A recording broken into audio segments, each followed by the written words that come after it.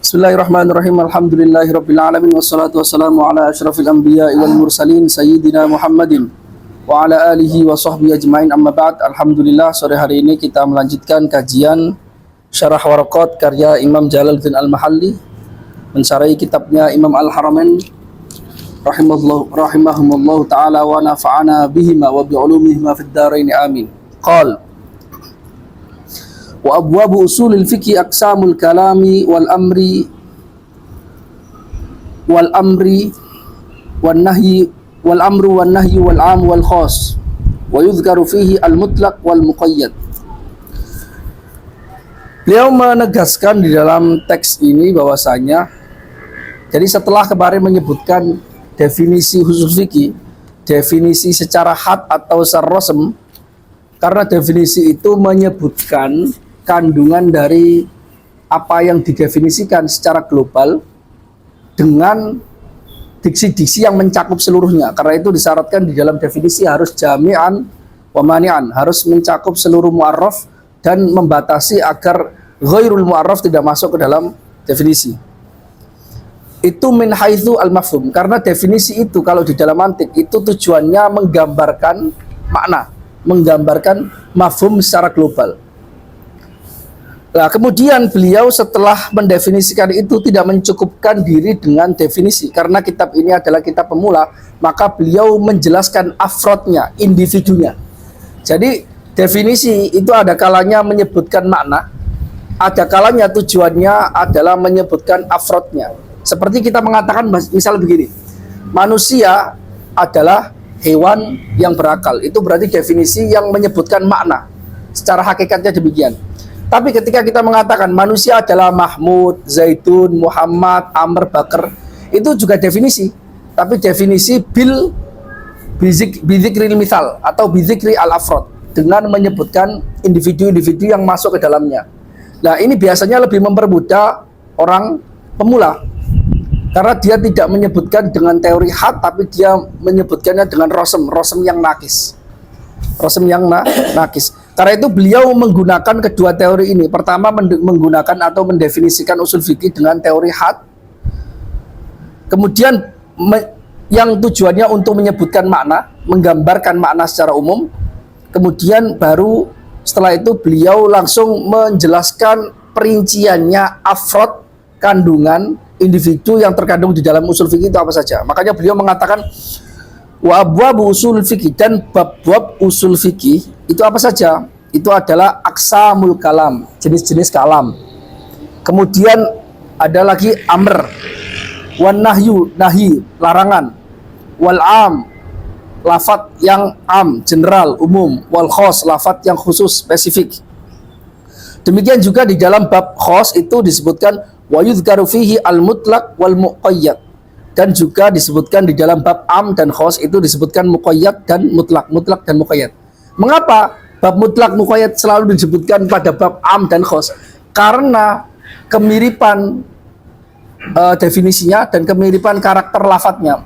Karena karakter lafadz mutlak itu mirip dengan am, karakter lafadz muqayyad itu mirip dengan khos. Karena itu biasanya para ulama usuliyin menyebutkan dua bab itu ke dalam bab am dan khos.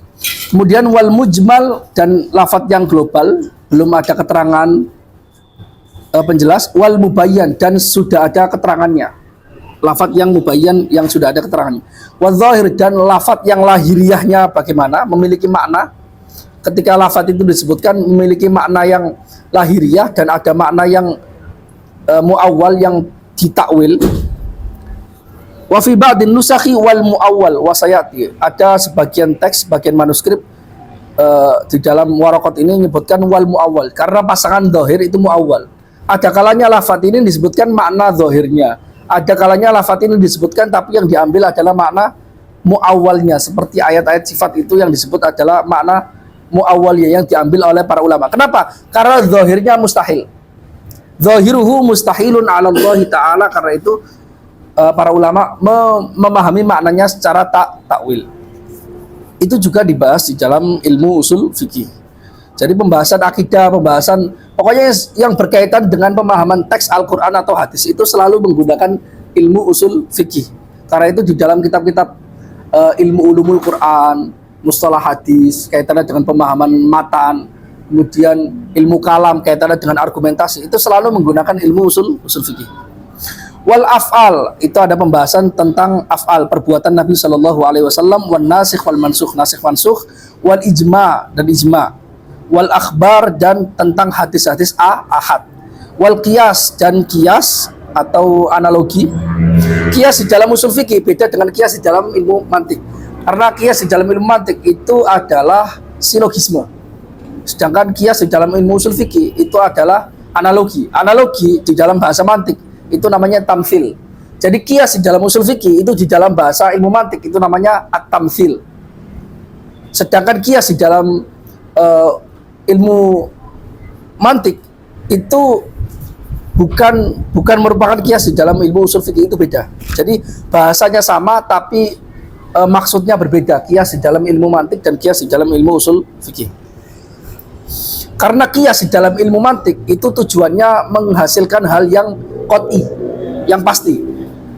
Lah sedangkan itu tidak terlalu dipakai di dalam fikih, karena fikih kebanyakan al-fiqhu min babidzunun, fikih itu kebanyakan dzanni, dugaan. Karena itu qiyas di dalam ilmu usul fikih itu maksudnya hanya mencari kesamaan dan dia analogi. Karena itu dia tamthil kalau di dalam bahasa mantik. Kemudian ada wal hadru, dan larangan, wal ibaha, dan yang dimubahkan, yang dibolehkan. Wa tartibul adillah, tartib adillah itu bahasa yang lain, di dalam kitab yang lain itu namanya bab ta'arud wa tarjih. Bagaimana mengharmonikan antar dalil, itu biasa disebutkan di bab ke-5, bab ke-6.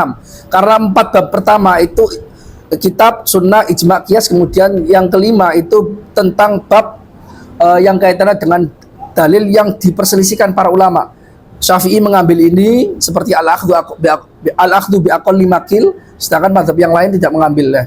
Misalnya di dalam mazhab Imam Abu Hanifah itu mengambil istihsan, sedangkan Imam Syafi'i tidak mengambilnya, dan sebagainya. Itu disebutkan di dalam bab ke-5. Sedangkan bab ke-6 itu terkait dengan ta'arud wa tarjih, bagaimana mengharmonikan antar dalil yang terjadi paradoks atau kontradiksi dalam pemahamannya, dalam dalalahnya. Itu disebutkan di dalam kitab usul fikih bab 6 biasanya. Tapi di sini disebutkan judulnya adalah wa tartibul adillah, dan cara mengurutkan dalil, mana yang didahulukan, mana yang diakhirkan. Nah, seperti itu. Wasifatul mufti wal mustafti, sifat atau kriteria orang yang dianggap sebagai mufti dan orang yang dianggap sebagai mustafti. Ini bab yang terakhir, bab ke-7 biasanya. Itu kaitannya dengan definisi yang terakhir, wahalul mustafid, dan keadaan orang yang mengambil fatwa, mengambil dalil atau mengambil hukum dari Al-Quran dan Sunnah. Mustafti dan mufti ini berbeda. Mufti itu sebenarnya masuk ke dalam bab usul fikih secara langsung.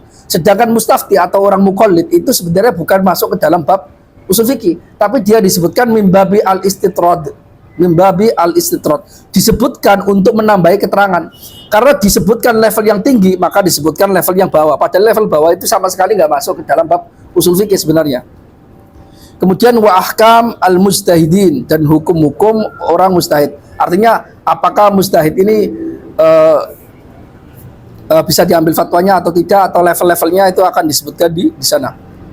Nah, itu disebutkan bab-bab yang nanti yang dibahas di dalam kitab Al-Waraqat ini sudah disebutkan oleh Imam Al-Haramain karena untuk mempermudah. Dan juga sebenarnya ada satu hal, mengapa biasanya bab-bab ini disebutkan seperti kitab-kitabnya Imam Al-Ghazali, itu babnya disebutkan terlebih dahulu.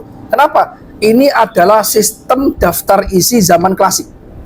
Zaman dulu tidak ada model daftar isi yang dituliskan di akhir atau di awal, total enggak. Tapi biasanya mereka menyebutkannya ketika muqaddimah.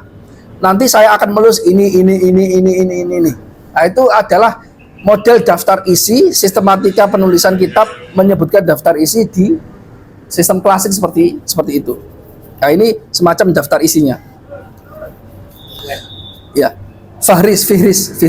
Ya.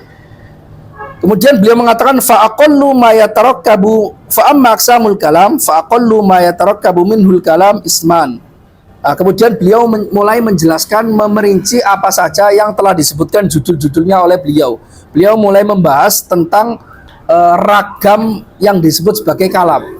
Kalam itu apa? Kalam di dalam bahasa ilmu nahwu dan juga di dalam bahasa ilmu usul fikih maksudnya adalah sebuah statement atau sebuah statement yang mana dia itu yahsunu sukutu alaihi. Ketika kita mendengarkan, kita tidak perlu bertanya lagi, oh itu maksudnya apa? Seperti ketika kita mengatakan Muhammad datang, itu sudah statement yang sempurna. Tapi ketika kita mengatakan Muhammad saja, orang yang bertanya, Muhammad yang ngapain? Atau datang saja, dan siapa yang datang?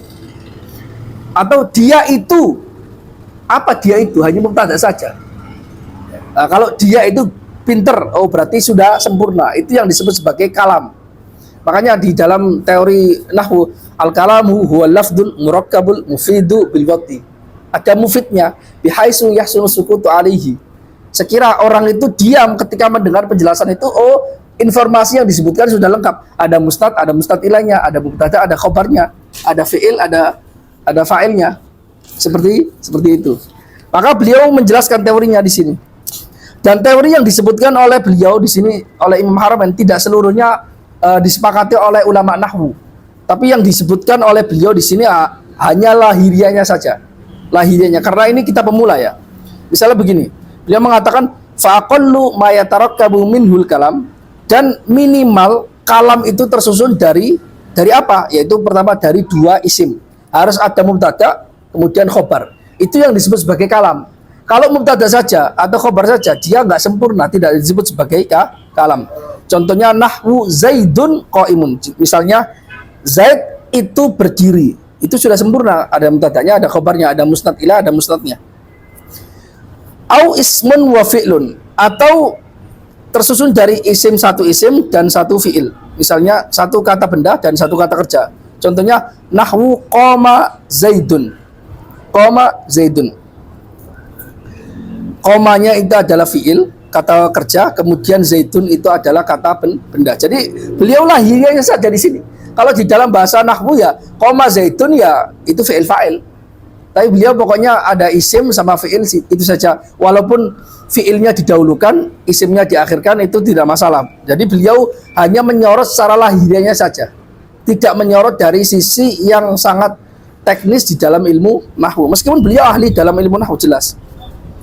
Au fi'lun wa harfun. Contohnya ini juga. Atau satu fi'il dan huruf saja. Padahal di dalam ilmu nahwu nggak mungkin. Ada fi'il tanpa fa'il, itu mustahil. Di dalam ilmu nahwu ada fi'il kok tanpa fa'il, itu mustahil. Makanya itu Imam Jalaluddin Mahalli mengatakan nahwu maqama asbatahu ba'duhum. Misalnya ada diksi ma itu huruf, koma itu fi'il. Lah itu sudah sempurna secara kalam. Beliau mengatakan asbatahu ba'duhum, sebagian ulama itu menetapkan ini sebagai kalam yang sempurna. Hanya susunan dari sebuah huruf dan fi'il saja sudah sempurna. Walam yu'id ad-dhamira walam ya'udda ad-dhamira fi qama ar-raji'i ila Zaidin mathalan li adami dhuhuri. Dan sebagian ulama yang menganggap ini sudah kalam yang sempurna itu tidak menganggap dhamir yang ada pada koma. Yang mana dhamir ini dhamir yang mustatir jawazan. Mustatir jawazan. Dia boleh disembunyikan, boleh disembunyikan. Ar-raji ila Zaid, yang kembali kepada Zaid. Misalnya li adami dhuhuri, karena tidak nampak, karena dia dhamir yang mustatir jawazan. Kalau dalam ilmu nahwu ya, mustatir jawazan. Mustatir jawazan. Wal jumhuru ala addihi kalimatan. Padahal mayoritas ulama nahwu menganggap bahwasanya dhamir yang mustatir jawazan itu dianggap sebagai kalimat tersendiri. Berarti sebenarnya susunan makoma itu bukan huruf sama fi'il, bukan, tapi huruf, fi'il, dan fa'il atau isim. Jadi karena di dalam ilmu nahwu mustahil ada fi'il itu tanda ada fa'il. Ini sebenarnya terkait dengan ilmu kalam. Karena ilmu kalam menetapkan tidak mungkin ada perbuatan tanpa ada pelaku. Demikian juga fi'il itu perbuatan, mustahil tanpa fa'il. Sebenarnya merujuknya ke ilmu kalam. Ilmu rasional akidah kita bahwasanya tidak ada perbuatan alam semesta yang muncul dengan sendirinya. Dia harus diperbuat, ada aktor penciptanya. Jadi kaitannya ilmu nahwu dengan ilmu kalam dan ilmu usul fikih sangat erat ya. Kemudian beliau mengatakan lagi au ismun wa harfun, atau tersusun dari isim dan huruf saja. Ini juga di dalam ilmu nahwu juga problem. Maksudnya problem sebenarnya kalau isim sama huruf sebenarnya dia ada isim lain yang disembunyikan. Karena huruf sendiri itu bukan sebuah kata yang menentukan sebenarnya. Karena itu ketika saya mengatakan ana fil bait, itu maksudnya ana mustaqirrun fil bait. Saya di rumah, itu maksudnya saya berada di rumah. Ada yang disembunyikan di sana. Tapi jawazan, dia boleh dihilangkan atau tidak. Dia diperkirakan, dia takdiran di sana. Contohnya wadzalika fin nida. Contohnya seperti dalam nida, kalimat panggilan. Nahwu ya Zaidu. Ya itu adalah huruf, Z itu isim. Wa in kana al-mad makna ad'u au unadi Zaidan. Meskipun maknanya saya memanggil Zaid. Saya memanggil Zaid. Nah, mengapa Imam Al-Mahalli mengatakan wa in kana al-makna, meskipun maknanya demikian? Karena menurut ulama nahwu sebenarnya ya Zaidu itu dia itu ditakwil. Kalau ya Zaidu sendiri yang berbentuk huruf sama isim saja itu nggak akan memberikan faedah. Dia harus ada yang diperkirakan di sana, yaitu sebuah fiil. Karena ungkapan wahai Zaid itu maksudnya saya memanggil Zaid. Maksudnya seperti itu. Jadi Imam Haramain di sini sengaja menyebutkan teori tentang kalam itu yang lahiriah saja. Lahiriah teksnya seperti itu ya seperti itu, meskipun oleh ulama nahwu itu ditakwil. Karena lebih melihat kepada maknanya. Jelas ya? Itu yang dilakukan oleh Imam Haramain di kitab ini. Kemudian beliau mengatakan wal kalamu yang qasimu ila amrin wa nahyin. Nah, beliau masuk ke dalam bab yang berikutnya ketika mengatakan wa abwab usul fikih aqsamul kalam wal amri wa nahyi dan seterusnya. Beliau mengatakan begini, al kalam wal kalam, dan kalam, kalimat atau statement yang sempurna itu terbagi kepada perintah dan larangan. Wa khobar wastikhbar, dan khobar berita, wastikhbar dan pertanyaan. Contohnya kalau perintah dan larangan itu nahwukum, contohnya berdirilah, wala taqud, jangan duduk. Itu perintah sama larangan. Jadi bentuknya tertentu ya. Wa khobar, dan misalnya khobar itu contohnya nahwu ja'a Zaidun, Zaid telah datang, itu adalah berita. Wastikhbar, dan istikhbar itu istifham, pertanyaan. Wa huwa al istifham, istikhbar sama dengan maknanya istifham, pertanyaan. Nahwu hal qama Zaidun, contohnya apakah Zaid itu berdiri? Fayuqalu, maka dijawab na'am aula, ya atau tidak. Karena pertanyaan itu membutuhkan jawaban. Pertanyaan seperti ini membutuhkan jawaban iya atau tidak. Pertanyaan dengan hal itu jawabannya adalah iya atau tidak. Kalau pertanyaan kaifa itu jawabannya menggunakan karena. Jadi ada al-matalib, apa istilahnya di dalam ilmu waktu itu ada. Jadi ada beberapa kata yang membutuhkan jawaban. Misalnya ma itu disebutkan oleh para ulama untuk menanyakan hakikat tertentu. Ma itu digunakan untuk menanyakan hakikat. Makanya ketika menyebut substansi yang maknanya adalah hakikat, mereka menyebutnya mahiyah. Mahiyah itu artinya dari mahiyah. Mahiyah kemudian dijadikan isim mahiyah. Karena ma sendiri itu menunjukkan pertanyaan terkait hakikat. Tapi kalau hal itu pertanyaan yang hanya membutuhkan jawaban iya atau tidak. Apakah jawabannya iya atau tidak. Kemudian kalau pertanyaannya menggunakan kaifa itu adalah pertanyaan limadha. Pertanyaan limadha itu pertanyaan yang menunjukkan ilah, ingin menanyakan sebuah alasan. Kalau kaifa ingin menanyakan sebuah kualitas atau proses tertentu, ya itu ada maksudnya tersendiri. Jadi nggak bisa dicampur aduk ya. Ketika keluar dari maknanya itu, maka biasanya itu melalui proses takwil, Nah, seperti itu. Kemudian beliau mengatakan lagi, wayang qasimu aidon ila taman, dan terbagi juga, kalam itu juga terbagi kepada dua pembagian, yaitu kepada tamani dan arad. Nah, ini pembagian yang berbeda. Kalau pembagian yang pertama kepada amr, nahi dan sebagainya, itu pembagian dari sisi madlulnya, kandungannya. Karena kandungan kata itu ada kalinya perintah, ada kalinya larangan, ada kalinya berita, ada kalinya pertanyaan. Tapi yang ini adalah penggunaan maknanya. Jadi pembagian kepada tamani dan arad itu adalah pembagian pembagian dari sudut pandang istikmalnya, penggunaannya untuk apa. Contohnya tamanni. Tamanni itu harapan yang sangat jauh. Misalnya Derry ingin nikah sama anaknya presiden, itu tamanni namanya. Jauh sekali. Bukan mustahil. Kalau saya dari Contohnya, nahu laitas syababa yaudu yauman. Ada orang mengatakan, waduh, andai saja masa muda kembali satu hari. Itu kan harapan yang nggak mungkin, mustahil. Ya kita menyebut misalnya dari andai saja saya bisa nikahin anaknya presiden atau anaknya raja siapa, itu kan kita menyebutnya tamanni. Terlalu sopan kalau kita menyebutnya itu arot gitu. Itu terlalu sopan. Iya, terlalu sopan. Itu tamanni saja. Itu harapannya sangat jauh. Kemudian terbagi juga ke arot. Arot itu sindiran. Sindiran atau ajakan yang halus, arot. Nahu ala tanzilu indana. Contohnya adalah, tidakkah kamu mau turun mampir ke rumah kita? Ala tanzilu indana, itu bahasa halus, ajakan yang halus. Ayo sini yuk ke rumah. Nah, kayak gitu, kayak bahasa kita, sini ke rumah yuk gitu.